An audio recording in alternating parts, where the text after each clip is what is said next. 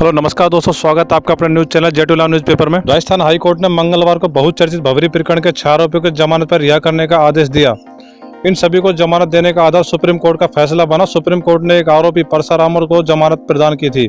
इस मामले में मुख्य आरोपी पूर्व मंत्री महिपाल मदेरणा की जमानत याचिका पर मंगलवार को फैसला नहीं हो पाया।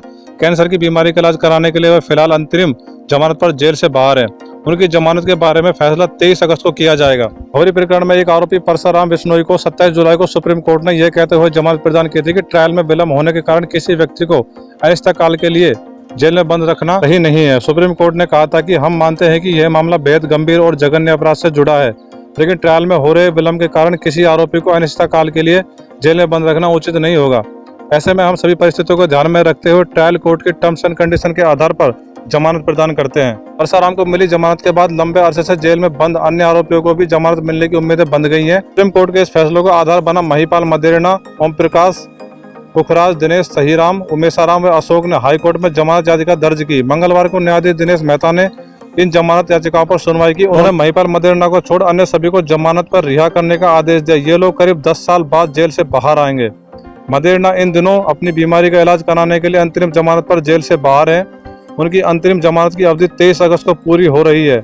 ऐसे में हाई कोर्ट 23 अगस्त को उनकी जमानत याचिका पर सुनवाई करेगा। इसमें से सहीराम और उमेशाराम पर आरोप है कि उसने भवरी को ठिकाने लगाने वाली कृष्णाराम की गैंग व तत्कालीन मंत्री महिपाल मदेरणा के बीच कोऑर्डिनेटर का कार्य किया। घटना के समय वह अपनी लोकेशन जोधपुर से बाहर दर्शाने के लिए जयपुर में महिपाल के मकान के आसपास मंडराता रहा। इसी तरह ओम प्रकाश व अशोक पर आरोप है कि उन्होंने मिलकर भवरी के शव को जलाने के लिए लकड़ियों सहित तेल का इंतजाम किया। बाद में उसकी राख को राजीव गांधी लिफ्ट नहर में बहाने में सहयोग किया।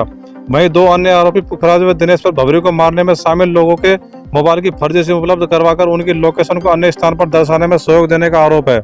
इसके अलावा दोनों पर जोधपुर के सर्किट हाउस से एक नेता के पास से 5 लाख रुपए ले जाने का भी आरोप है। भवरी प्रकरण में कुल 17 लोग पकड़े गए थे। इनमें से 2 को पहले जमानत मिल चुकी है।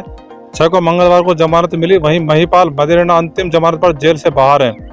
इस तरह अब 8 आरोपी जेल में हैं। इनमें से पूर्व विधायक मलखान सिंह, उनकी बहन इंदिरा बिश्नोई व विश्नाराम प्रमुख हैं। मलखान व इंदिरा पर भवरी के अपहरण व हत्या करने की साजिश रचने का आरोप है। वहीं विश्नाराम पर भवरी का अपहरण करने के बाद उसकी हत्या कर शव को जलाकर उसकी अस्थियों को राजीव गांधी लिफ्ट नहर में बहा देने का आरोप है। शेष 5 आरोपियों पर इन तीनों का सहयोग करने का आरोप है। हम आपको बता दें कि सारा ये भवरी देवी प्रकरण कहां से और कैसे चालू हुआ था। राजस्थान की राजनीति में भूचाल लाने वाली भवरी प्रकरण की जाँच 15 अक्टूबर 2011 को सीबीआई को सौंपी गयी। तब तक पुलिस इस मामले में 3 लोगों को गिरफ्तार कर चुकी थी। बाद में सीबीआई ने जांच शुरू की। इस मामले में कुल 17 लोगों को गिरफ्तार किया गया। इसमें से एक रेशमाराम जमानत पर बाहर है, जबकि महिपाल मदेरणा, मलखान सिंह बिश्नोई, परसाराम बिश्नोई व इन दोनों की बहन इंदिरा सहित 16 लोग जेल में हैं। सीबीआई ने 3 किस्तों में इन मामले की चार्जशीट को कोर्ट में पेश किया था। पहली चार्जशीट मार्च 2012 में पेश की गई। कोर्ट में अब तक इस मामले में 197 गवाह के बयान पूरे हो चुके हैं। साथ ही सभी के मुलजिम बयान भी पूरे हो चुके हैं। सीबीआई ने 17 जुलाई को ही मुलजिम बयान पूरे कराए हैं। अब इस मामले में बचाव पक्ष अपने साक्ष्य पेश कर रहा है। साक्ष्य पेश करने की प्रक्रिया पूरे होने के बाद बहस शुरू होगी। बहस पूरी होने के बाद कोर्ट प्रदेश के इस बहुचर्चित मामले में अपना फैसला सुनाएगा। पर वहीं हम आपको बता दें कि ये सारा प्रकरण जब भवरी देवी घर नहीं पहुंची, वो गायब हो गई थी, तो उनके पति ने 1 सितंबर 2011 को रिपोर्ट दर्ज कराई कि उनकी पत्नी एएनएम भवरी देवी लापता है। साथ ही उसने अपनी पत्नी के अपहरण की आशंका जताते हुए तत्कालीन राज्य सरकार में मंत्री महिपाल मदेरणा सहित 2-3 लोगों पर शक जाहिर किया। इसके बाद ये मामला सुर्खियों में आ गया। मामले की जांच कुछ आगे बढ़ी थी।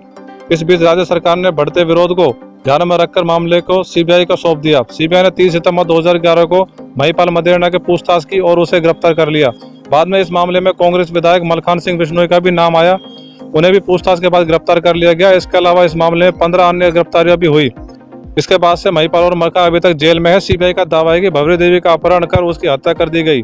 बाद में सबको जलाकर उसकी राख को राजीव गांधी लिफ्ट नहर में बहा दिया गया। और हम आपको बता दें कि यह मामला कोर्ट में विचाराधीन है। तो दोस्तों, भवरी देवी से जुड़ी सभी खबरों के लिए हमारे चैनल जेटुला न्यूज़पेपर को सब्सक्राइब करें और बेल आइकन दबाएं।